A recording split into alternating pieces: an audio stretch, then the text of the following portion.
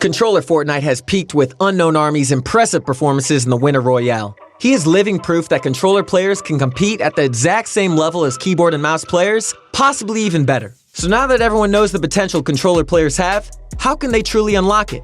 But it's not as simple as it seems. We have some insane tips and game-changing topics to go over in this video that will surely improve your gameplay to a great extent.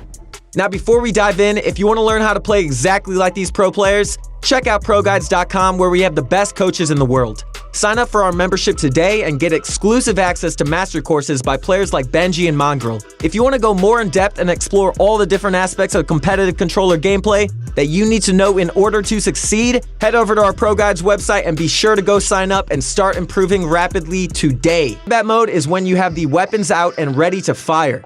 Being in build mode is great for being defensive, but being too defensive can oftentimes mess you up big time, especially when playing against pros and top-level players who know how to take advantage of an overbuilder. Oh, you're overbuilding over there, dude? Nice try. I'm coming for you. For example, let's say you're boxed up inside of the zone and you're holding walls while an opponent shoots their AR at you.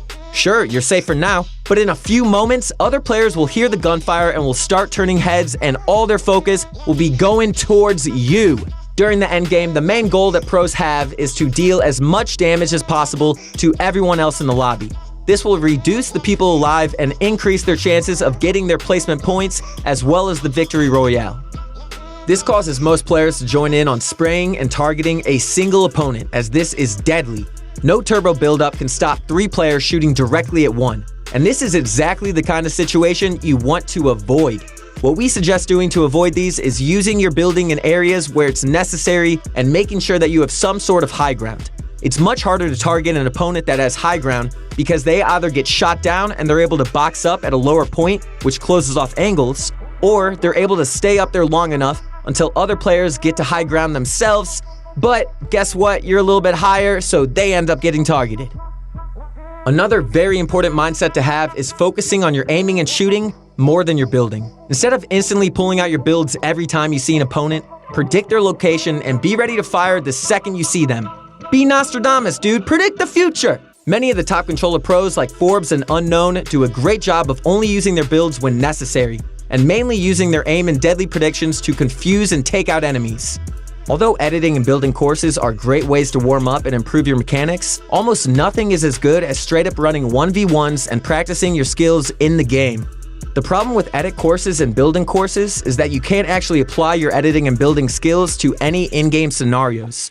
You're constantly practicing doing specific edits and building maneuvers without any real application. For example, you could be in a build fight where you need to make an edit from an awkward angle. Most editing courses consist of one angle for each editing maneuver it offers in its practice. Practicing that edit 100 times in that editing course will make you fast, but only fast when hitting it from that angle.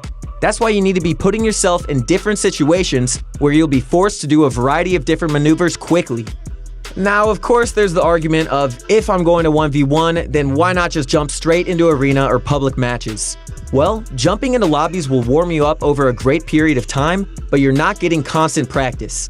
Every game, you have to wait to load in, drop off the battle bus, find weapons, and then fight in scenarios where you may not even need to build. This could mean that it could take you 10 times longer to get a good warm-up in for building and editing, when you could have just done creative 1v1s, which gives you constant practice without any breaks in between.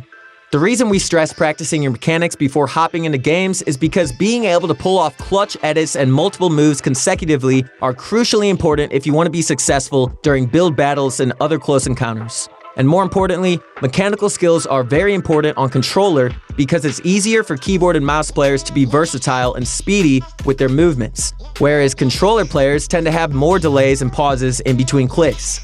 So we've talked about warming up, practicing building, practicing editing, but what about perfecting your most important skill? Aiming. Bullseye, buddy. Let's jump in.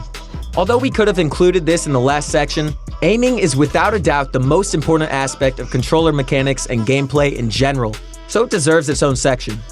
Aim training is a very popular thing done on keyboard and mouse where players use things such as Kovacs and aim training softwares to develop their aim and their reaction time. Controller players don't have access to these programs as they're designed specifically for mouse, but luckily for controller players, Fortnite provides its own aim training within the game. And this is thanks to the hundreds of aim training creative maps that have been created. Here's a link to another one of our videos that provides some of the best aim training courses that you can use to improve your aim today.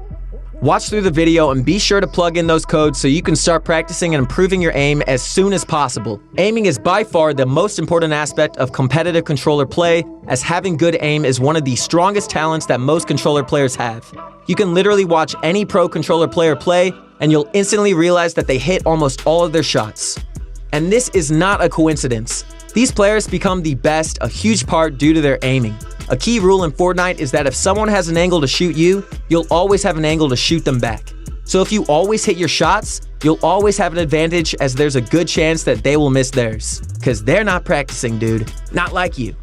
Similar to keyboard and mouse players, controller players need to have keybinds and settings that work well for them. Sure, Tfue may use his own specific sensitivity that makes him really good, but that doesn't mean Mongrel uses the same one. Almost all pro players have different sensitivities, and this is for a good reason. All players have different strengths and weaknesses. Some players have very fast reaction speeds and play better on fast sensitivities, while actually playing pretty bad on slow ones because they're naturally more speedy, and vice versa. You'll want to find out what type of player you are, and then optimize your settings so that you can reach your peak. God mode, dude. Let's go.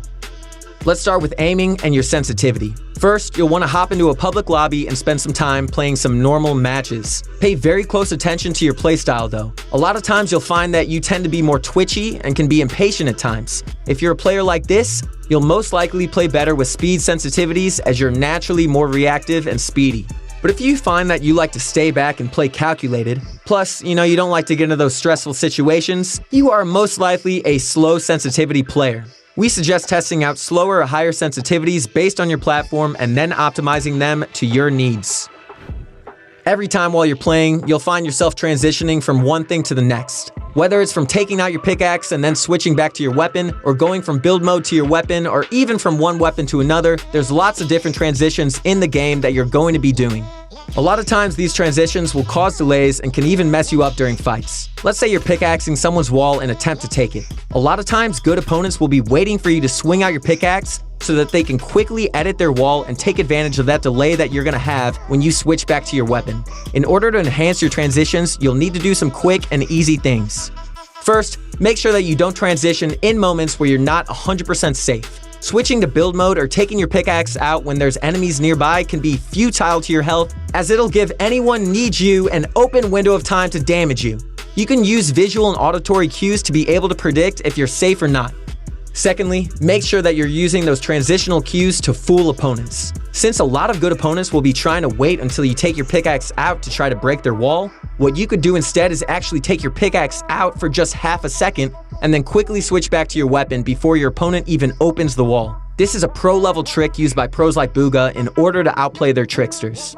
Improving transitions is very important for controller players, as this is what will allow you guys to spend the most time in combat mode without wasting any time doing anything else.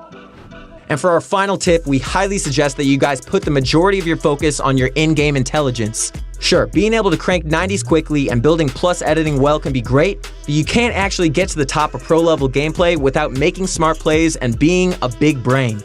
Almost every amazing controller player is carried by two aspects of their gameplay: their aim and their incredibly smart gameplay. This is perhaps the most important tip that we can give you guys, simply because many controller players believe that improving their mechanics to match those who play on keyboard and mouse is their best way of reaching their level. But this is simply not true. Being a smarter and more adequate player will always benefit you more as a controller player, and especially as a competitive player. To do so effectively, go ahead and watch your own gameplays more and recap on your decision making and mistakes. Find reasons as to why you died in your games and find ways to fix those reasons. Whether your weakness may be in rotating, awareness, or decision making, you can always improve just by targeting that weakness and addressing it firsthand, instead of trying to overcompensate for it by mastering other things even more. In the end, controller players are extremely talented and have great potential to win millions in Fortnite events. Just because they don't have all the advantages of keyboard and mouse players doesn't mean that they can't skillfully be better. Alright, you controller masterminds, that's it for today's video. We hope you enjoyed. Comment down below what you thought and what you'd like to see next. We strive to bring you guys daily quality content, so do us a favor by liking this video, subscribing to the channel, and show ProGuides.com some love by using code ProGuides in the item shop. Thanks for watching. Once again, it's your host, Cody. You can follow me on Instagram at Coco Medler. Are you cuckoo for the Cocoa Puffs? Let me know. Stay positive, stay appreciative, and keep practicing. You guys got this. You are mini beasts. Believe it, and you will achieve it. Peace out, y'all. See you on the next one.